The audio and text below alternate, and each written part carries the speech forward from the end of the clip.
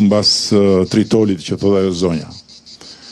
Është tërësisht e pavërtet dhe ju jeni të gjithë dëshmitar që unë kam ardhur këtu dhe kam thënë vazhdoni ju ndërtoni se ne do i legalizojmë. Kjo është e pavërtet. Se nuk kam pas si ta them se do isha në shkelje të ligjit.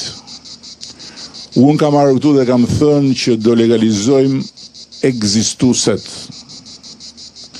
Do legalizojmë duke filluar nga ndërtimet e vjetra, sepse, si që dini ju, edhe ata që kanë trashëguar kulla në një zonë si kjo, e cila është park natyror i mbrojtur, nuk kishin letra, apo jo, nuk ja vinte njeri kullën në hipotek, sepse i thoshin je në zonë të mbrojtur.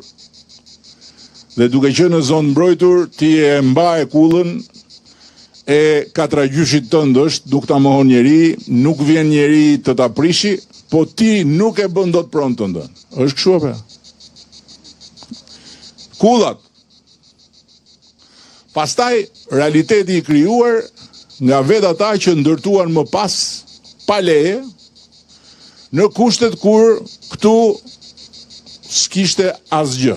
Dhe kur ata nuk e braktisën vendin, por filluan heroikisht, sepse ata të parët janë dhe këtu, po kur kanë pionerët e zhvillimit të thetit, kanë qenë heroj.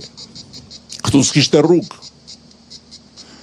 Këtu s'kishte as drita as gjë, ndërkohë që do t'ju japi ministri edhe një lajm pozitiv lidhur me çështjen e qëndrueshmërisë furnizimit me energji, po kur të marri fjalën dhe ajo që unë kam thënë dhe që i kemi qëndruar pik për pik është do legalizohen ata që ekzistojnë.